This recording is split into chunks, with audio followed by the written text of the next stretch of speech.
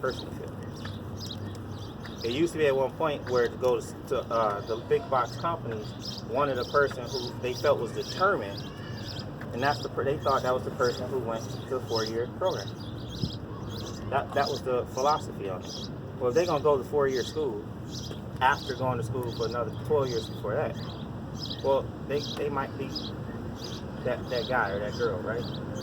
Well, today you don't even need it.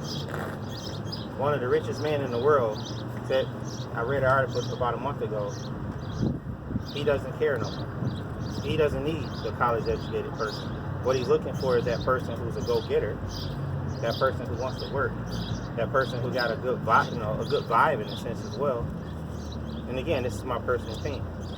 You guys do what you want to do. You go the direction your parents want you to go. Me personally, I feel like if you want to do whatever's going to make you happy. I chose construction for a reason. I can go back 50 years from now at 90 years old and still say I built that building. 50 years from now, I don't want to, to me, I'm not going to get anything out of, well, I work for the man who made the money, who owns the building. That's not the same. I'll get nothing out of it. Not to mention,